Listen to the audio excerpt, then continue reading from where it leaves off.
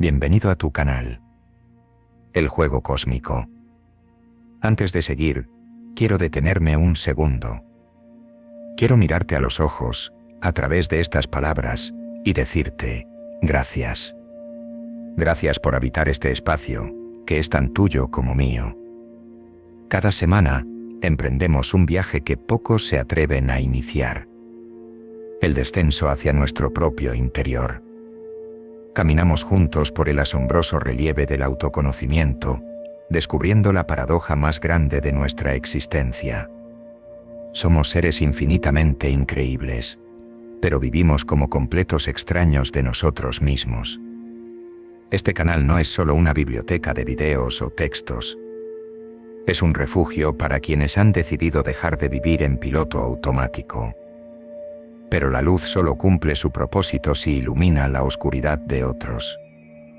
Para que este mensaje no se quede atrapado en el algoritmo y pueda abrazar a quien hoy se siente perdido, te pido un pequeño gesto con un impacto gigante. Pulsa me gusta. No es por el número, es por la señal que enviamos al mundo de que este contenido sí importa. Si mientras me lees, ha venido a tu mente el rostro de alguien, un amigo, un hermano, alguien que sabes que está librando sus propias batallas en silencio, comparte el contenido. No se lo envíes a un contacto, envíaselo a esa persona. Estamos construyendo algo que nos trasciende, una comunidad de almas despiertas que entiende que el verdadero cambio no ocurre allá afuera, sino aquí adentro. Al compartir, no solo ayudas al canal, estás siendo el puente para que alguien más descubra su propia grandeza. Gracias por ser el latido de esta comunidad. Gracias por hacerlo posible. Y ahora sí, comenzamos. Vas caminando por una calle que conoces perfectamente. Todo es familiar. Edificios, semáforos, rostros. Y aún así, algo en tu interior se siente fuera de lugar. No es tristeza definida. No es ansiedad clara. Es una presión leve pero persistente. Una sensación difícil de nombrar. La reacción habitual es distraerse. Música más alta. Pantalla más brillante. Conversación inmediata. Cualquier cosa que interrumpa el silencio suficiente como para no tener que sentir esa incomodidad. Pero si no huyes, si permaneces unos segundos más, aparece una sospecha. Tal vez esa incomodidad no sea un error. Tal vez sea una grieta en la narrativa habitual. Existe un dolor silencioso que no proviene de una tragedia concreta.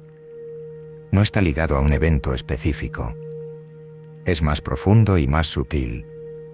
Surge cuando empiezas a intuir que la identidad que has defendido durante años no coincide del todo con lo que realmente eres. Y esa intuición desestabiliza. Porque si no eres la historia que has contado sobre ti mismo, la suma de recuerdos, opiniones, etiquetas y roles, entonces, ¿qué queda? Al nacer no había un yo como lo entiendes ahora. Había experiencia directa. Sensación, sonido, contacto. No había una voz diciendo, esto me está pasando a mí. No existía separación conceptual entre el sentir y quien siente. Solo había sentir. Luego llegó el lenguaje. Con el lenguaje llegó el nombre. Con el nombre, la narrativa. Con la narrativa, la identidad. Eres así. Siempre has sido así. No eres como tu hermano. Tú eres el responsable. Tú eres el tímido. Tú eres el fuerte. Cada afirmación añade una capa. Cada evaluación deposita sedimento. Con el tiempo, esa acumulación parece sólida. Parece obvia. Parece indiscutible. Así se forma lo que llamas yo. No es un error. Es funcional. Permite interactuar, coordinarse, convivir. Pero en algún punto se olvida su naturaleza construida. se asume que el personaje es el núcleo esencial. Y desde ahí comienza el desgaste. Porque mantener una identidad rígida requiere energía constante. Defenderla frente a críticas. Compararla con otras. Ajustarla para que encaje. Justificarla cuando falla. Es como levantar una casa con cartas y vivir vigilando el viento. El cansancio no proviene solo de las circunstancias externas. Proviene de sostener una estructura frágil como si fuera definitiva. Aquí es donde la incomodidad inicial cobra sentido. No es un fallo. Es una señal. La estructura empieza a mostrar fisuras.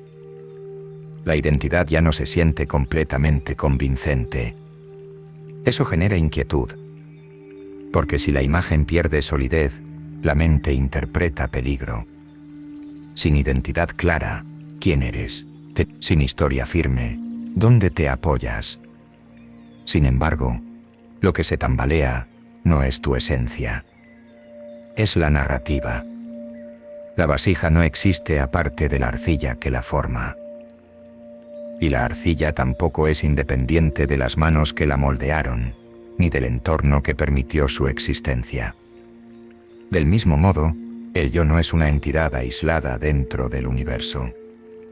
Es una expresión temporal de múltiples procesos. Tu cuerpo está hecho de materia antigua. Tu respiración intercambia continuamente con el entorno. Tus pensamientos emergen de dinámicas que no eliges conscientemente. ¿Dónde termina el mundo y comienzas tú?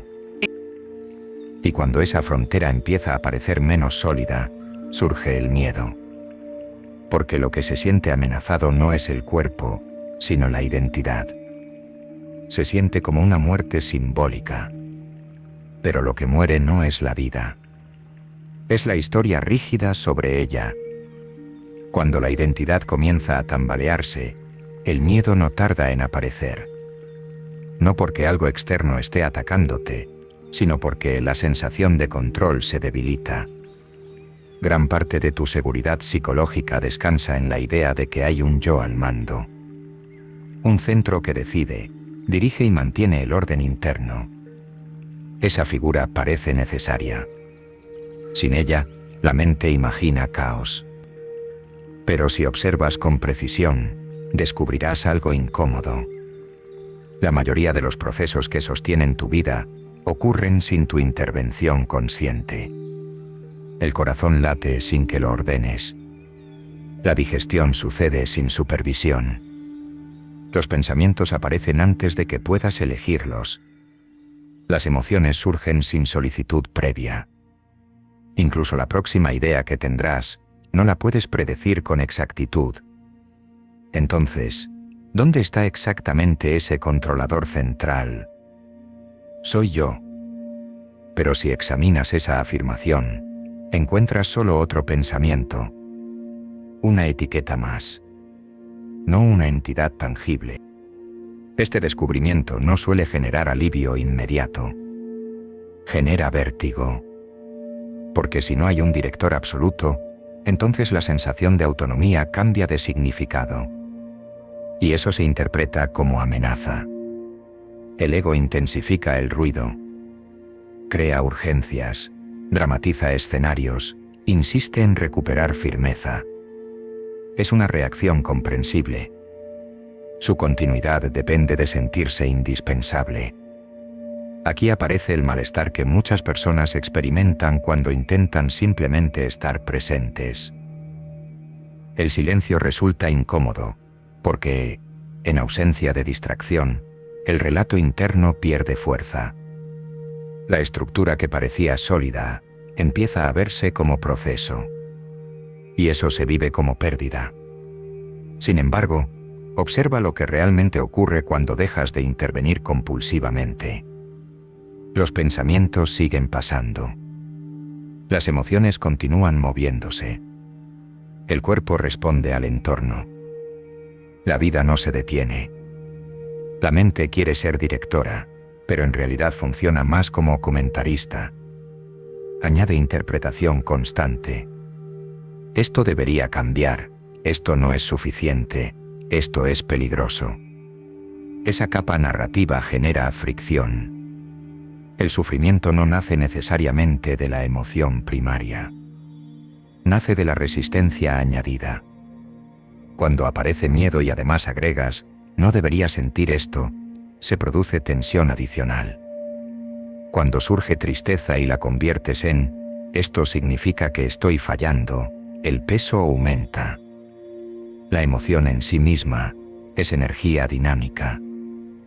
La resistencia la solidifica. Esto explica otra trampa común: la obsesión por mejorarse. La cultura promueve la optimización permanente. Más productividad, más claridad, más éxito, más espiritualidad. Superarse parece indiscutiblemente positivo. Y en cierto nivel práctico puede serlo. El problema surge cuando ese impulso parte de una premisa silenciosa. Tal como soy ahora, no es suficiente. Entonces incluso la búsqueda de paz se convierte en una lucha. Incluso la espiritualidad se transforma en competencia. El ego adopta un nuevo uniforme y continúa operando. La paradoja es evidente. Intentar eliminar la ansiedad con ansiedad solo refuerza el ciclo. Intentar forzar la calma es otra forma de tensión. Intentar controlar cada emoción confirma la idea de que hay algo que debe ser dominado. Pero si, en lugar de intervenir compulsivamente, permites la experiencia tal como aparece, algo cambia. No desaparecen las sensaciones. No se vuelven mágicamente agradables. Pero pierden rigidez. Se mueven. Fluctúan. Se transforman. Como nubes que cruzan el cielo sin necesidad de ser empujadas. El malestar al estar presentes no indica que algo esté mal. Indica que la ilusión de control está perdiendo protagonismo. Y eso, al principio, se siente inestable. Sin embargo, en esa inestabilidad hay honestidad. Descubres que la vida no necesita un vigilante constante. Que el flujo continúa sin una identidad rígida supervisándolo todo. Que la experiencia se despliega por sí misma. La pregunta entonces cambia. Ya no es ¿cómo controlo mejor lo que ocurre? Se convierte ¿qué sucede si dejo de resistirme a lo que ya está ocurriendo? Cuando la identidad comienza a tambalearse, el miedo no aparece como un pensamiento filosófico. Aparece como sensación física. Tensión en el pecho. Ligera contracción en el abdomen. Inquietud difícil de justificar con argumentos. La mente interpreta rápidamente. Algo no está bien. Pero lo que realmente está ocurriendo es más preciso. La sensación de control se está debilitando. Durante años has operado bajo la suposición de que existe un centro interno que dirige la experiencia. Un yo que decide qué pensar, qué sentir, cómo reaccionar. Esa figura parece imprescindible. Sin ella, la estructura psicológica se percibe vulnerable. Sin embargo, cuando examinas con detalle tu experiencia inmediata, empiezan a surgir grietas. No decides el próximo pensamiento antes de que aparezca. No eliges la emoción inicial que surge ante una situación. No controlas el momento exacto en que el sueño llega por la noche. No ordenas al corazón que lata, ni a las células que se regeneren. La mayor parte de lo que sostiene tu existencia funciona sin intervención consciente. Entonces, ¿qué controla exactamente el yo? Yo estoy tomando decisiones. Pero incluso esa afirmación es un pensamiento más que surge espontáneamente. No aparece porque lo hayas fabricado desde un centro visible. Aparece. Si intentas observar el momento exacto en que decides mover la mano, notarás algo interesante. La intención surge, Y luego el movimiento ocurre. Pero no encuentras un director separado creando esa intención desde fuera del proceso. Todo parece formar parte del mismo flujo. Este descubrimiento no produce alivio inmediato. Produce inestabilidad. Porque si no hay un controlador independiente, la narrativa central pierde consistencia. Y el ego, entendido como la historia que te cuentas sobre ti mismo, intensifica su actividad. Surgen pensamientos como: debo recuperar claridad. Necesito sentirme firme otra vez. Esto es peligroso. No son amenazas reales. Son intentos de restaurar la estructura conocida. El malestar que muchas personas experimentan al intentar simplemente estar presentes tiene esta raíz. Cuando te sientas en silencio sin distracciones, el relato pierde fuerza. La mente no puede sostener el mismo ritmo narrativo sin estímulos constantes. Y entonces aparece una sensación de vacío. Ese vacío no es ausencia de vida. Es ausencia de comentario. Pero el ego lo interpreta como pérdida de identidad. Aquí se produce un fenómeno clave: la resistencia. Cuando surge una emoción incómoda, miedo, tristeza, inseguridad, el impulso inmediato es modificarla, cambiarla, reducirla, sustituirla. El problema no es la emoción inicial, es la lucha secundaria. La emoción es energía dinámica. La resistencia la convierte en estructura rígida. Imagina que intentas empujar una ola hacia atrás mientras avanza. El esfuerzo no detiene el movimiento del agua, solo genera tensión en ti. Lo mismo ocurre con las emociones. Cuanto más intentas expulsarlas, más se intensifica la fricción interna. La cultura contemporánea refuerza este patrón. Promueve la mejora constante como obligación. Optimizar el cuerpo. Optimizar la mente. Optimizar el rendimiento. Incluso optimizar la espiritualidad. La lógica implícita es clara. El estado actual no es suficiente. Desde ahí, la búsqueda se vuelve interminable. Siempre hay una versión más evolucionada que alcanzar. Siempre hay una carencia que corregir. El ego se apropia incluso de la idea de despertar. Convierte la presencia en meta. La paz en logro. La iluminación en trofeo. Pero cualquier meta que parta de la premisa de insuficiencia refuerza la narrativa que intenta trascender. Aquí aparece la paradoja central. Intentar forzar la calma es otra forma de tensión. Intentar eliminar el miedo confirma que el miedo es intolerable. Intentar controlar cada pensamiento consolida la idea de que hay algo que debe ser dominado. En cambio, cuando permites la experiencia tal como es, sin añadir la capa de «esto no debería estar ocurriendo», ocurre una transformación silenciosa. La emoción se siente directamente en el cuerpo, sin historia adicional, sin dramatización futura, sin análisis excesivo. Solo sensación. Y al ser permitida, comienza a moverse. No porque la hayas gestionado correctamente, sino porque su naturaleza es cambiar. Nada en la experiencia permanece estático. Las sensaciones fluctúan. Los pensamientos se disuelven. Las emociones se transforman. El flujo continúa sin necesidad de supervisión constante. Lo que llamabas control era en gran parte la ilusión de que estabas dirigiendo algo que ya estaba ocurriendo por sí mismo. Cuando esta comprensión se vuelve vivida y no solo intelectual, la pregunta deja de ser ¿cómo controlo mejor lo que ocurre? Y pasa a ser más simple. ¿Qué sucede si no interfiero? ¿Qué sucede si siento plenamente, sin añadir resistencia? Lo que suele ocurrir no es caos, es naturalidad.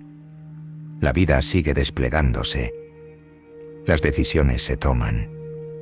Las conversaciones ocurren. El cuerpo responde. Pero la carga de sostener un controlador central empieza a disminuir. Y con esa disminución, el malestar pierde parte de su intensidad. No porque todo se vuelva agradable, sino porque deja de haber guerra interna. Si has observado con honestidad la ilusión del control y la fragilidad de la identidad, es posible que surja una pregunta inevitable. Si no hay un yo separado dirigiendo todo, ¿qué queda? La respuesta no es espectacular. No es mística. No es dramática. Queda lo que siempre estuvo. La experiencia directa. El problema nunca fue sentir miedo, tristeza o duda. El problema fue la idea constante de que debías convertirte en algo distinto antes de poder descansar. De que la plenitud estaba en el futuro. De que la paz era un logro pendiente. Esa estructura sostiene la búsqueda. Pero observa algo con precisión. Cada vez que alcanzas una meta externa o interna, la sensación de suficiencia es breve. Luego la mente genera una nueva proyección. Un nuevo estándar. Un nuevo, todavía no. La búsqueda se alimenta a sí misma. Incluso la idea de convertirse en uno mismo puede volverse una meta imposible. Como si existiera una versión definitiva y pura, esperando al final del camino.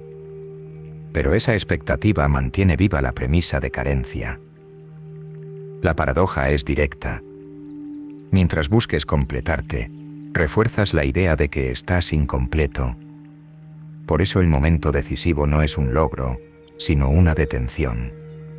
No una renuncia pasiva, sino el reconocimiento claro de que no hay nada fundamental que corregir en tu esencia.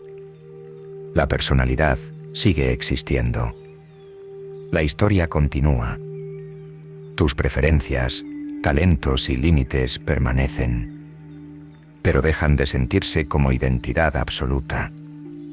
Se convierten en funciones, no en prisión. Lo que se disuelve no es la individualidad funcional. Es la creencia de que esa individualidad está separada del todo y debe sostenerse por sí misma. Cuando esa tensión cae, algo se simplifica. Respirar ocurre. Caminar ocurre. Pensar ocurre. Sentir ocurre. No hay un ejecutor separado empujando cada acción. Hay vida desplegándose. Esto no implica apatía. No implica que desaparezca la motivación. Implica que la acción ya no nace del miedo a no ser suficiente, sino de la naturalidad del momento. Comes cuando hay hambre. Descansas cuando hay cansancio. Hablas cuando es necesario. Guardas silencio cuando no lo es. Sin narrativa adicional. La cultura suele presentar la paz como un estado permanente de euforia o certeza. Pero la paz real es más sobria. Es la ausencia de fricción interna innecesaria. No garantiza que todo saldrá como deseas. No elimina la incertidumbre. Lo que elimina es la guerra constante contra lo que ya está ocurriendo. Cuando la lucha cesa, descubres algo desconcertantemente simple. Nunca faltó nada esencial. La sensación de carencia provenía de la comparación entre lo que es y lo que creías que debería ser. Al caer esa comparación, el instante recupera su plenitud ordinaria. El agua tiene sabor. El aire tiene textura. El cuerpo tiene peso. Los sonidos tienen profundidad. Nada extraordinario, pero completamente suficiente. El ego no puede aceptar fácilmente esta simplicidad, porque su continuidad depende de tener algo que alcanzar. Si no hay proyecto de mejora fundamental, pierde protagonismo. Y sin embargo, cuando ese protagonismo disminuye, no queda vacío. Queda amplitud. La identidad ya no es una casa de cartas que debe protegerse del viento. Es una herramienta flexible que aparece cuando es útil y se relaja cuando no lo es. Lo que permanece no necesita nombre. No necesita validación. Es la conciencia misma en la que todo aparece y desaparece. No está rota. No está incompleta. No necesita perfeccionarse. La búsqueda termina no porque encuentres una respuesta definitiva, sino porque ves que la pregunta partía de una premisa equivocada. No eras algo separado intentando volver a casa. Siempre estuviste aquí. No hay nada que añadir. Nada que perfeccionar. Nada que alcanzar. Solo esto. Este instante. Vivo. La lección no es que debas convertirte en alguien nuevo. Es que la tensión provenía de intentar sostener una identidad como si fuera el núcleo de tu existencia. Durante años, la mente operó bajo 3 suposiciones silenciosas. Que eres un yo, separado que debe controlar la experiencia. Que tu estado actual es insuficiente. Que la paz está en el futuro. Al examinarlas con honestidad, se debilitan. No encuentras un controlador independiente. No encuentras una carencia esencial. No encuentras un futuro donde finalmente empieces a ser. Encuentras esto. Sensaciones cambiando. Pensamientos apareciendo y desapareciendo. Emociones moviéndose por el cuerpo. Vida desplegándose sin pedir permiso. La transformación real no consiste en eliminar el miedo, ni en alcanzar un estado perfecto. Consiste en dejar de añadir resistencia innecesaria a lo que ya ocurre. La paz no es una emoción constante. Es la ausencia de fricción interna creada por la narrativa de insuficiencia. No necesitas reconstruirte. Necesitas dejar de intervenir compulsivamente. No adoptes nuevas creencias. No memorices conceptos. Verifica directamente. Durante los próximos días, practica algo simple. Cuando surja una emoción incómoda, no la analices de inmediato. No intentes cambiarla. Localízala físicamente en el cuerpo. Permite que exista sin añadir la frase mental. Esto no debería estar pasando. Observa qué ocurre cuando no hay resistencia secundaria. Luego investiga otra cosa. Antes de que aparezca tu próximo pensamiento, ¿puedes saber cuál será? Si no puedes preverlo, ¿dónde está exactamente el yo que lo fabrica? No respondas intelectualmente. Observa. Hazlo en momentos ordinarios. Caminando, comiendo, esperando. No necesitas silencio perfecto ni condiciones especiales. La claridad no depende de circunstancias ideales. Depende de mirar sin distorsión. Si practicas esto con constancia, no obtendrás una identidad mejorada. Obtendrás algo más simple. Menos conflicto interno. Menos dramatización. Más presencia directa. Y desde ahí, las decisiones, las relaciones y el trabajo, incluido lo que haces profesionalmente, se vuelven más precisos porque ya no nacen del miedo a no ser suficiente. No hay nada que alcanzar. Solo hay que dejar de huir de lo que ya está ocurriendo. Si algo de lo que escuchaste resonó en alguna parte de ti, escribe en los comentarios esta frase. Sencillez en lo que hago. No para demostrar nada, sino para recordarte que la sencillez nace de ti y que solo tú tienes la capacidad de hacer cosas maravillosas.